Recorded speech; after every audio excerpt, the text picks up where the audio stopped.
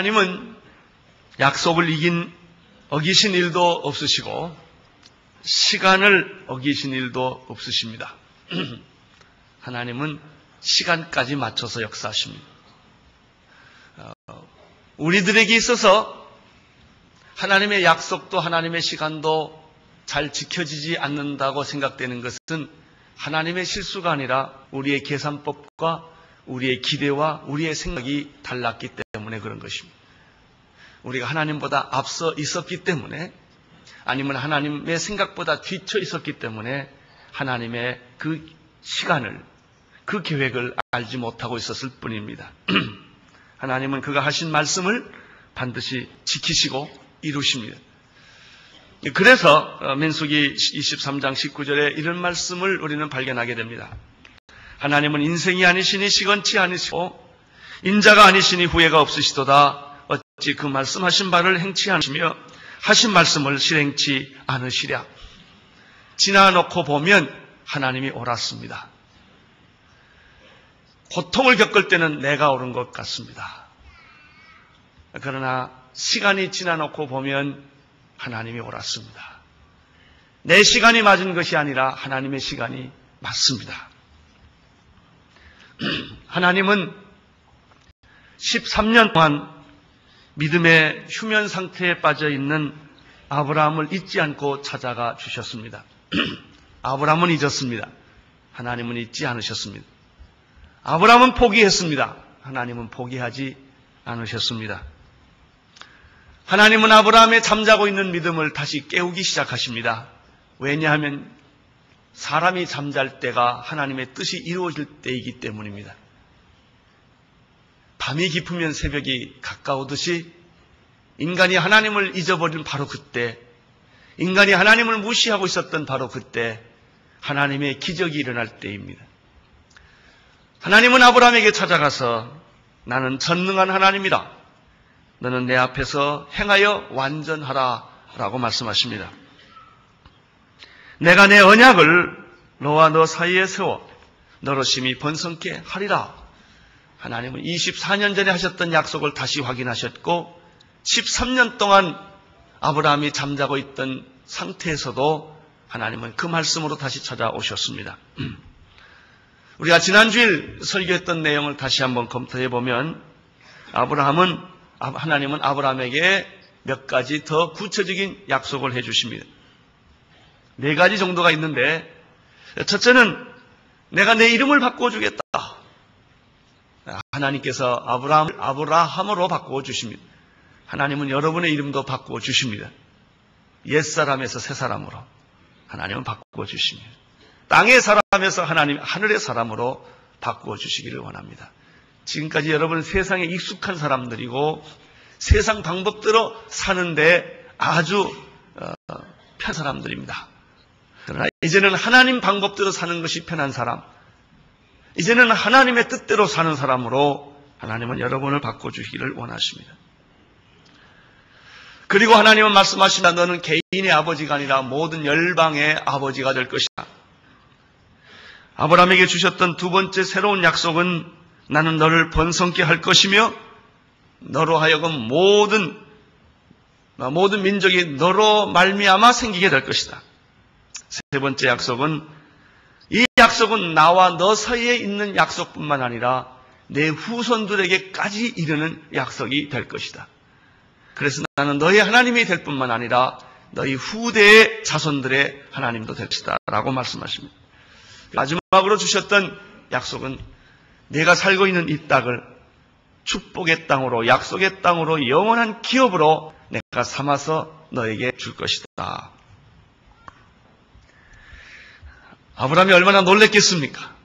13년 만에 다시 찾아오신 하나님을 만나고 놀랐을 뿐만 아니라 24년 전에 주었던 약속, 13년 전에 주었던 약속을 하나님은 잊지 아니하시고 또다시 똑같은 약속을 해주셨기 때문입니다. 그런데 하나님께서 이런 약속을 해주시면서 당부를 하시는 게 하나 있습니다. 이것을 꼭 지켜달라라고 하는 당부를 하십니다. 그것이 9절입니다. 9절을 보십시오. 시작.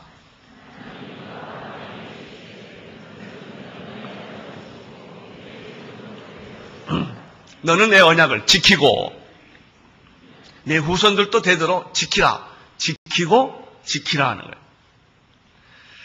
성경에서 일관되게 우리에게 주시는 메시지는 내 말을 지키라는 것입니다. 내 약속을 기억하라. 지키고 지켜라. 너만 지킬 뿐만 아니라 내 자녀들에게 지키게 하고 내 자녀들뿐만 아니라 내 후대 자자 손손들에게도 이 하나님의 약속과 말씀을 기억하게 하고 지키게 해달라라고 하는 것입니다. 조금 더 의심하지 말라.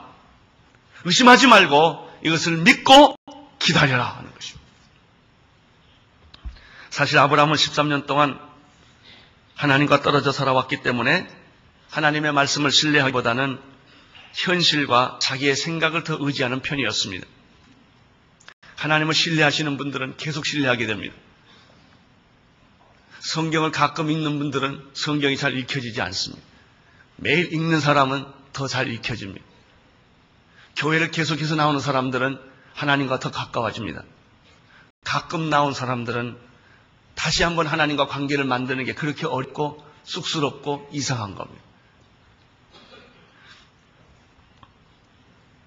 사람은 자기 시대에는 믿음을 가질 수 있지만 자기 후대까지 믿음을 갖게 하는 일은 쉽지가 않습니다.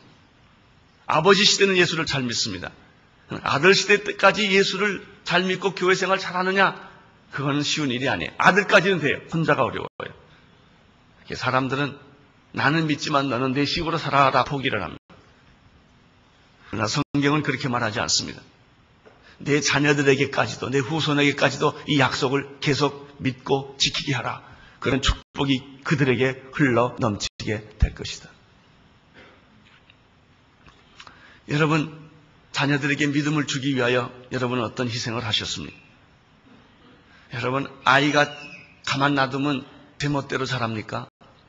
아니에요.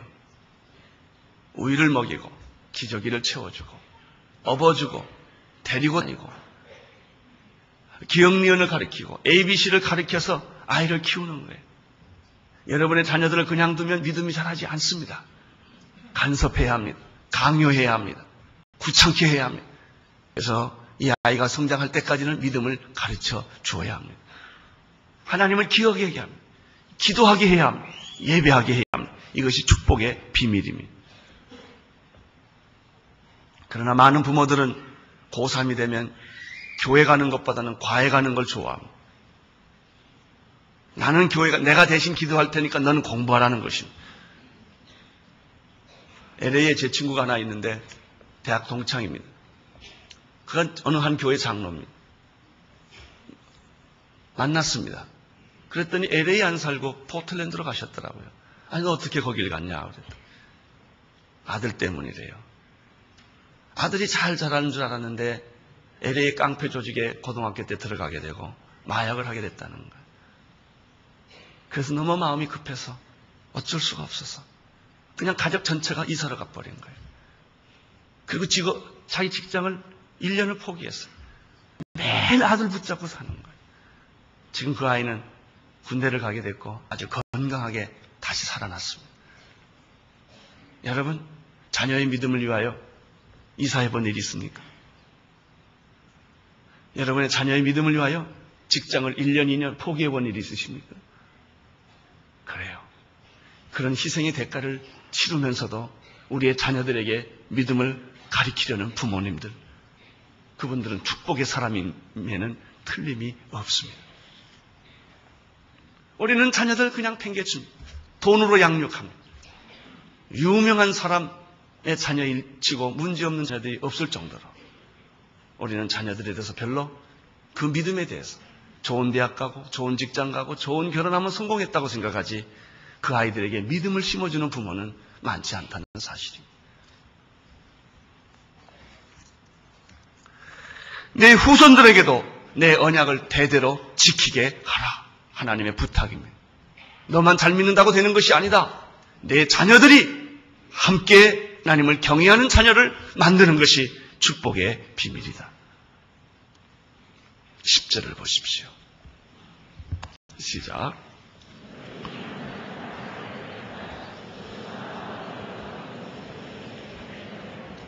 하나님은 아브라함이 이 약속, 이 축복의 비밀을 잊지 않게 하기 위하여 하나님께서 아브라함에게 한 예식을 행하게 합니다. 절대로 나를 잊지 않도록, 나를 기억하도록, 내 자자 대대 손손이 기억하도록 하나님께서는 징표, 사인을 주셨습니다. 그것이 할례입니다. 할례는 하나님의 약속을 기억하는 징표입니다.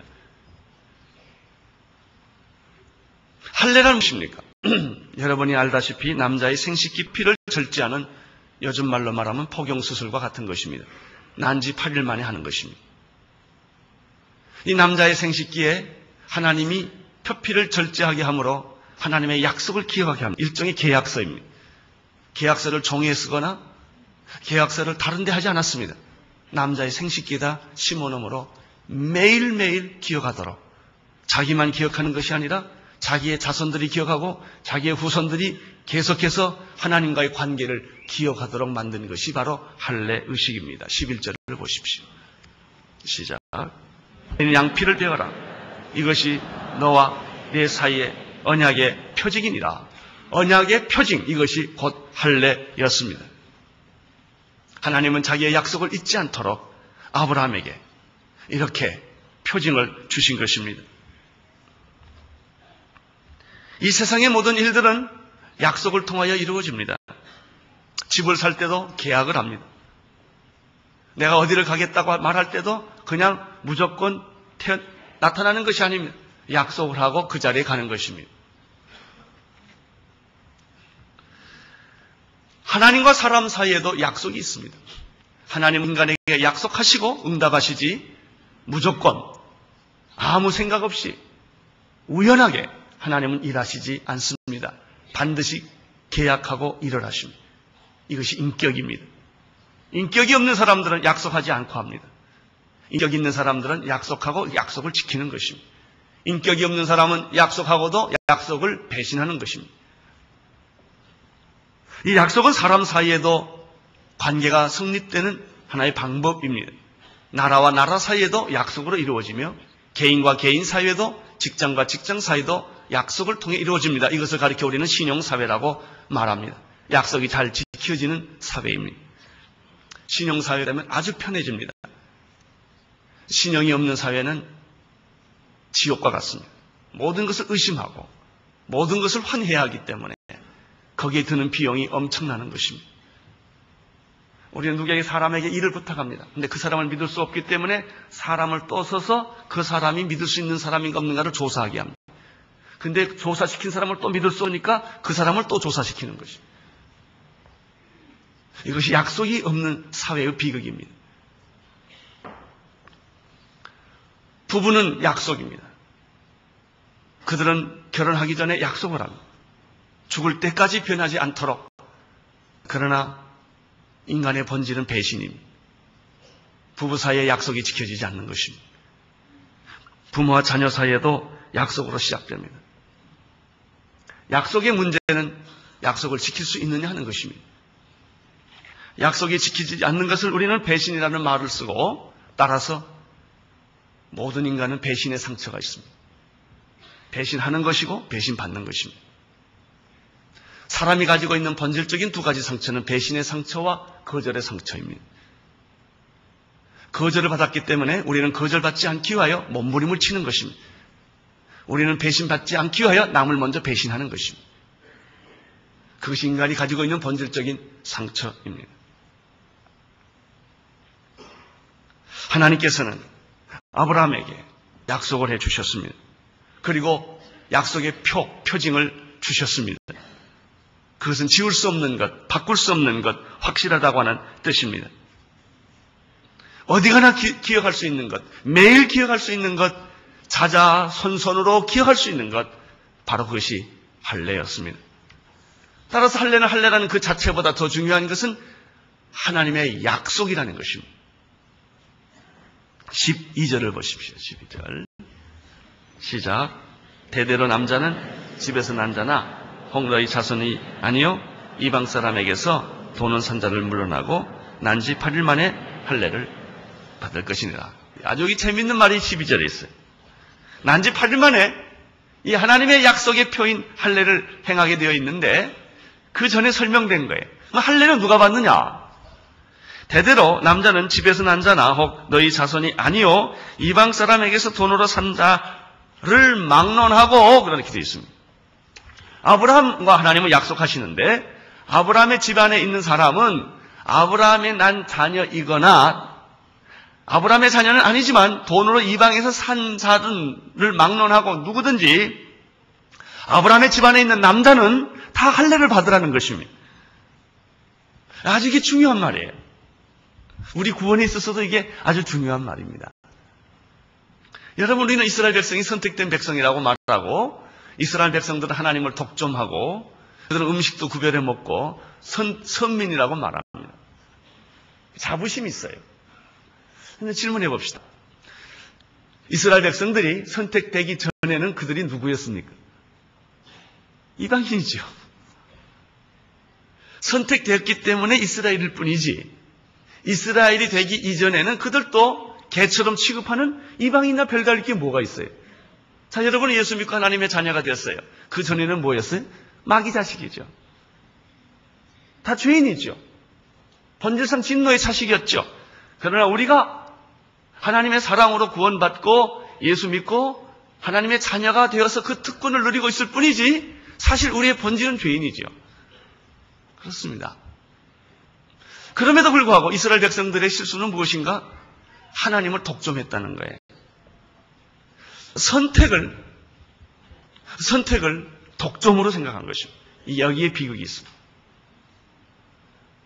여러분, 이스라엘 백성들이 선택한 까닭은 그들 속에서 메시아가 태어나고 그 메시아가 모든 인류를 구원하는데 선택의 의미가 있었음에도 불구하고 이스라엘 백성들은 그 선택을 그렇게 하나님 세계를 위한 하나님의 일을 위한 수단으로 보지 않고 그것 자체를 목적으로 본 거예요.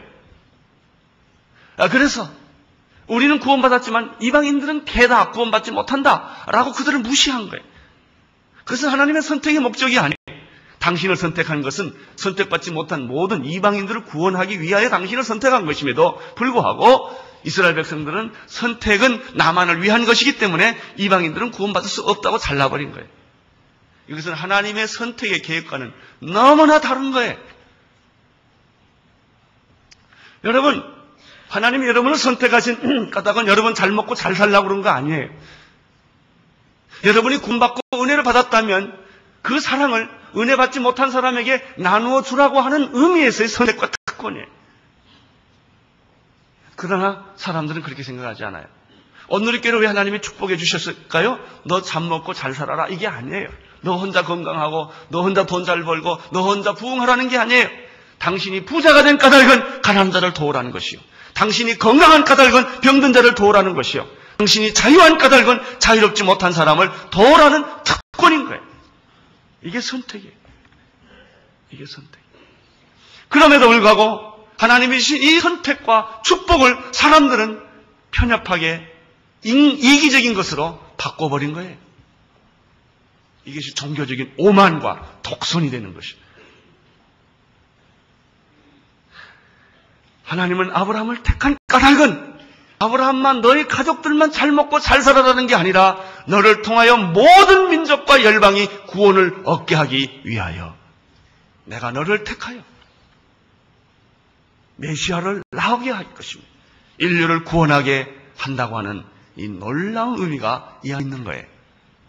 그래서 아브라함을 택해서 할례를 줄 때 내 자녀만 할례 받지 말고 이방인에서 돈 주고 산다 할지라도 나는 다 축복해 주겠다는 거예요.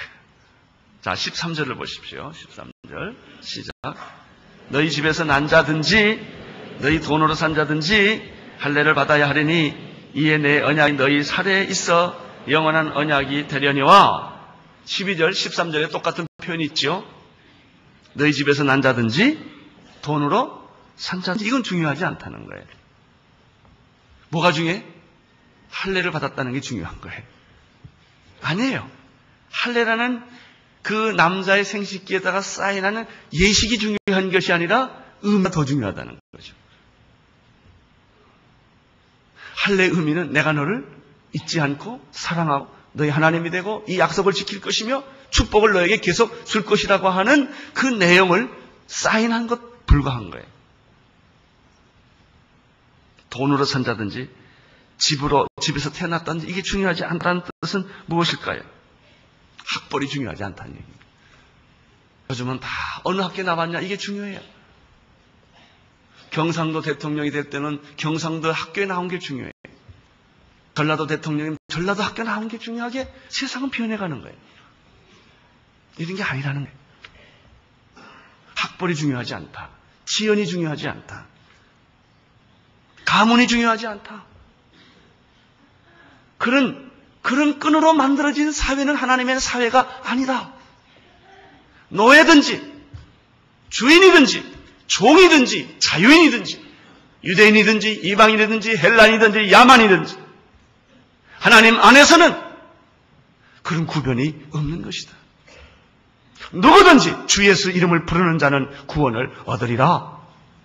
유대인에게만 구원이 있는 것이 아니요 할례를 받은 자에게만 구원이 있는 것이 아니요 누구든지 하나님 앞에 나오는 모든 사람은 구원을 얻으리라 하는 것이 바로 할례 때부터 숨겨져 있는 비밀이에요. 여러분, 사람 차별하지 마십시오. 남녀 차별하지 마십시오. 민족 차별하지 마십시오. 여러분, 빈부 차이 차별하지 마십시오. 지식의 유무를 차별하지 마십시오. 고향 차별하지 마십시오. 이건 하나님의 나라가 아닙니다. 세상 나라의 특징은 지역주의입니다. 하나님은 이렇게 말합니다. 네가 난 자식이든 돈으로 산 자식이건 나는 다 축복할 거다. 단 다 내 자녀다. 나는 그들에게 할례를 하게 할 것이다. 그래서 하나님의 약속을 대대 자사 선손에 이게 할 것이다. 할렐루야. 미국의 남북전쟁을 보십시오. 피부가 다르다는 이유 때문에 얼마나 비인간적인 일이 이루어졌습니까? 이데올로기라는 이름으로 얼마나 많은 전쟁이 일어났습니다. 남북이 지금 얼마나 우리는 무섭게 싸우고 있는 것입니다. 이것은 하나님의 나라가 아닙니다. 14절을 보십시오. 시작.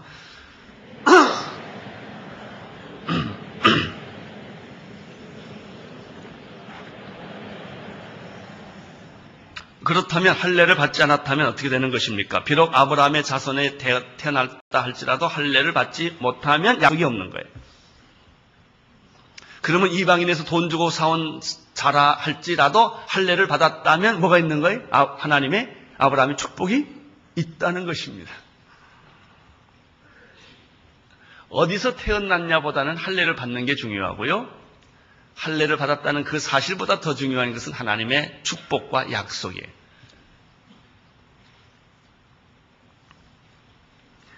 그래서 아브라함의 자녀들은 모두가 다 할례받은 자녀가 되었죠. 그러나 인간은 역시 죄인이에요. 문제는 여기서부터 또 시작됩니다. 자, 아브라함의 자녀에게서 난 자녀들이나 돈으로 이방인 중에 사온 자녀들이나 상관없이 할례를 받으면 그 집안에 있는 사람이 할례를 받으면 다 축복의 자녀가 되는데, 자, 일단 할례를 받았습니다. 그 받은 사람 중에는 아브라함의 자녀도 있겠고 돈 주고 사온 사람도 있겠죠. 그러나 할례를 받으면 또 할례 받은 특권층을 또 만드는 거예요. 이게 인간이에요. 우리는 올챙이 시절을 기억 못해요. 일단 자리에 올라서면 권력을 가지면 그는 특권층이 되는 것입니다. 자기 배경은 또 다 잊어버려요. 그래서 어떻게 하느냐? 할례 못 받은 사람들은 하나님의 자녀가 아니라고 또 정죄를 하는 것입니다. 여러분, 자기가 돈 주고 사온 사람임에도 불구하고 할례를 받았다는 그 사실 하나 때문에 그는 할례 받지 못한 사람을 또 구분하고 배척하고 무시하고 죽여버리는 것입니다. 이것이 죄의 속성이에요. 그래서 예수님 오실 때까지 사람들은 할례 받은 사람, 받지 않는 사람을 구분한 거예요. 하나님의 사랑과 하나님의 약속은 다 잊어버리고 할례라는 그 자체만 가지고 있는 거예요. 여러분, 이것이 형식적인 종교주의자들이에요. 율법주의자들이에요. 오늘 교회가 가장 타락하기 쉬운 요소가 바로 이런 부분이에요. 할례는 구원의 목표가 아닙니다. 그것은 하나님의 사랑에 대한 수단일 뿐이에요. 수단표로서, 표징으로서 할례를 주었습니다. 그러나 이스라엘 백성들은 할례 자체를 붙들고 있었던 거예요. 그래요. 이것이 종교적인 오만과 실수예요. 수단을 목적으로 하는 것입니다. 수단은 목적이 될 수가 없습니다. 수단은 수단일 뿐이에요. 그러나 사람들은 수단이 좋기 때문에 수단을 목적화하고 싶은 거예요. 여기에 비극이 생기고 여기에 갈등이 생기고 여기에 고민이 생기는 것입니다. 진정한 할례는 이런 의미에서 육체에 하는 것이 아니라 마음에 하는 것입니다. 이미 신명기 50장 6절에도 그런 말씀이 있습니다. 내 하나님 여호와께서 내 마음과 내 자손의 마음에 할례를 베푸사라는 말이 있죠. 구약에도 육신의 할례를 했지만 육신의 할례라는 게 무슨 의미가 있겠어요? 남자 생식기에 표피 자르는 게 무슨 의미가 있겠어요? 여러분, 진짜 할례는 마음에 하는 거예요. 마음의 할례를 받지 못하는 사람은 할례를 못 받은 거예요.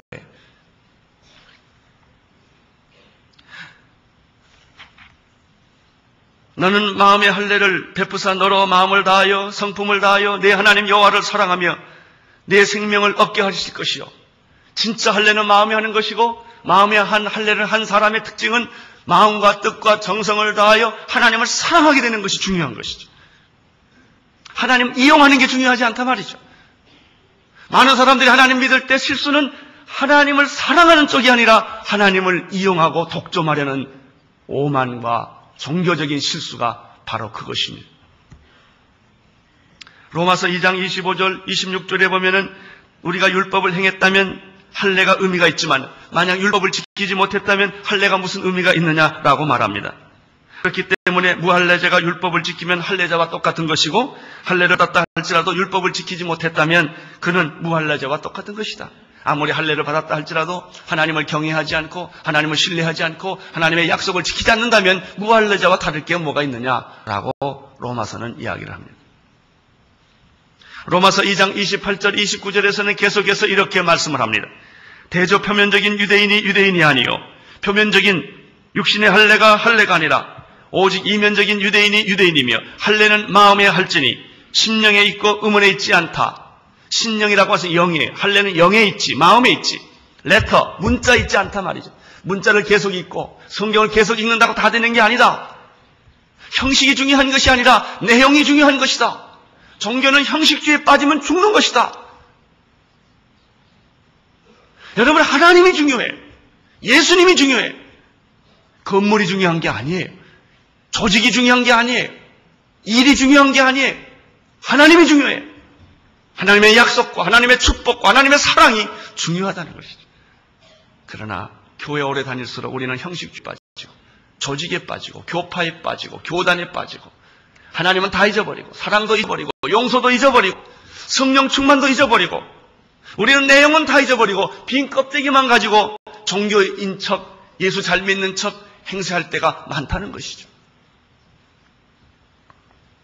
갈라디아서 5장 6절 그리스도 예수 안에서 할례나 무할례가 효력이 없으되 사랑으로 역사하는 믿음뿐이니라. 갈라디아서 6장 15절 할례나 무할례가 아무것도 아니로되 오직 새로 지으심을 받은 자뿐이니라. 그렇습니다. 할례란 마음이 하는 것입니다. 나는 여러분의 마음에 할례가 있게 되기를 축원합니다. 형식을 너무 추구하지 마십시오. 형식은 없어서는 안 되는 것이지만 그러나 형식이 우리를 구원하는 것이 아닙니다. 우리가 예수를 믿음으로 구원받지요. 예수가 우리를 구원하지. 여러분, 믿음은 예수를 구원인에게 임하게 하는 수단을 간 거예요. 믿음 자체가 목표는 아닙니다. 예수입니다. 예수를 믿으십시오 하는 것입니다. 어떤 사람이 이렇게 믿음을 가지면 참 좋지요. 아니에요. 나쁠 때도 있어요. 우리는 믿음 그 자체를 추구하는 게 아니에요. 예수님을 추구하는 거예요.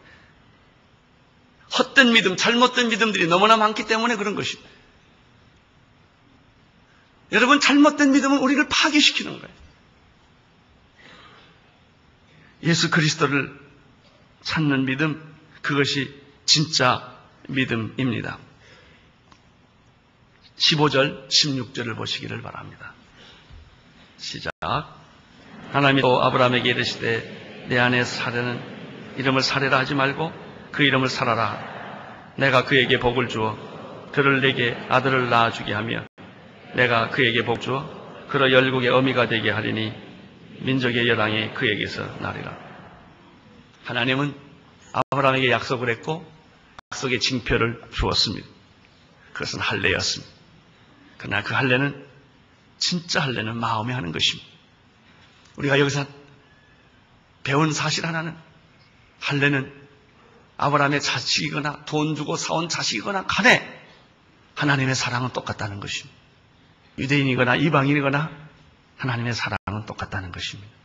하나님은 여러분의 혈통과 가문과 여러분의 배경을 보고 구원시키지 아니하고 누구든지 예수 그리스도를 믿으면 구원을 얻게 하십니다.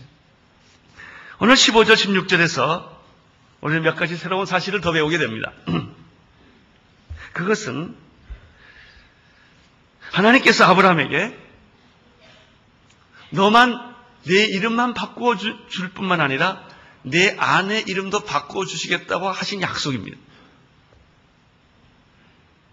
여러분, 여기서 우리가 발견하는 것은 무엇입니까? 남자나 여자나 똑같다는 것입니다. 결코 남자가 여자보다 앞서거나 우월하지 않다는 것입니다. 아담과 이브는 똑같습니다. 여러분, 하나님이 계신 곳에는 남녀의 평등이 있습니다.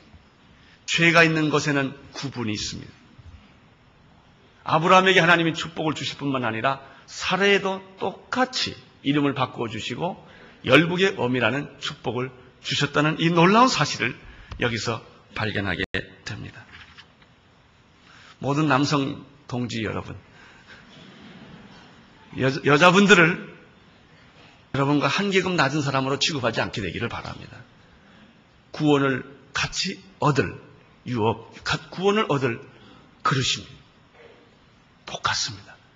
남자에게 준 축복이나 여자에게 준 축복은 똑같습니다.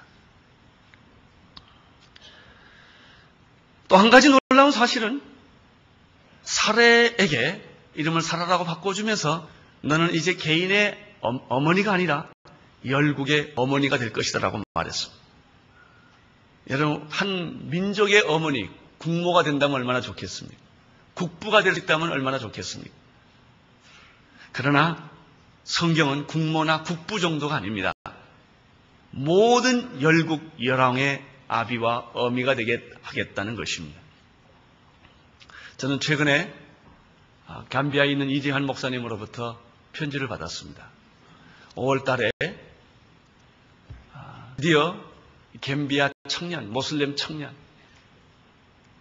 예수 믿고 가정에서 쫓겨나고 그가 헌신하고 신학교 가고 그래서 금년 5월에 목사가 된다는 것입니다. 그 한 사람은 우리 이재환 목사님이 차를 운전하고 가다가 지치고 피곤한 한 청년이 길에서 거의 쓰러질 뻔하면서 손을 들기 때문에 차를 태워줬습니다. 그 사람에게 복음을 전했습니다. 그 사람이 예수를 믿었습니다. 모슬렘 청년입니다. 집에서 쫓겨났습니다. 그래서 이재원 목사님의 그 캠프에서 살게 됐습니다. 그 사람이 이번에 목사가 됩니다. 그래서 이 기가 막힌 목사 한 수식에 절 보고 좀 와줄 수 있느냐 하는 초청이었습니다. 아주 감동적입니다. 저는 그런 생각을 했습니다. 이지한 목사님, 그분은 감비아 사람이 그분의 이름을 할 것이다. 초대 한국교회 오신 선교사님들, 언더우드나 알렌, 사무엘 마펫, 이화대학을 세웠던 분들, 연세대학을 세웠던 분들, 숭실대학을 세웠던 분들, 여러분, 우리는 그들을 잊지 못해요. 우리 한국 백성들은, 특별히 그리스도인들은 그 사람의 이름을 기억할 것입니다. 이게 열국의 아비라는 뜻입니다. 열국의 어미라는 뜻입니다. 도대체 여러분의 이름을 기억해 주는 사람은 몇 사람이나 됩니까? 여러분의 가족은 알겠죠. 동창은 알겠죠. 여러분 주변에 있는 사람은 알겠죠. 어느 나라 열국이 여러분의 이름을 기억합니까? 당신이 복음을 줬기 때문에, 예수를 전했기 때문에. 이 사람이 모든 민족의 어머니요, 모든 민족의 아버지예요. 여러분은 천국에 가면 여러분의 이름을 기억하는 사람이 몇 사람이나 만날 수 있다고 생각하십니까? 나 저분 알아요. 천국 가서 이런 말이 있으면 좋겠어요. 내가 천국에 딱 들어갔더니 내가 저 목사님 때문에 구원받았는데요. 이렇게 누가 얘기하는 사람이 없다면 아무리 들려봐도 내 이름을 부르는 사람이 하나도 없어. 얼마나 부끄럽겠습니까? 도대체 여러분의 이름을 기억해주는 사람은 몇 사람이나 돼요? 술 친구 말고요. 동창 말고요.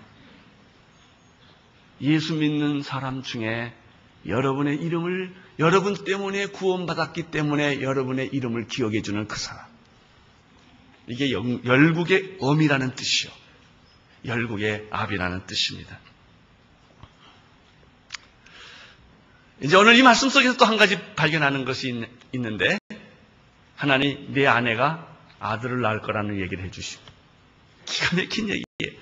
24년 동안 없었던 얘기인데, 13년 동안 침묵했던 얘기인데, 하나님은 그 말을 또 끄집어내는 거예요. 아들을 낳을 것이요. 하나님은 잊지 않습니다. 하나님은 포기하지 않습니다.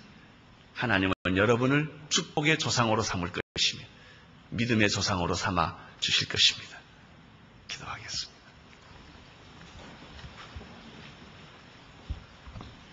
하나님, 잠자는 아브라함의 믿음을 깨워주시고 활력시키시고 비전을 주시고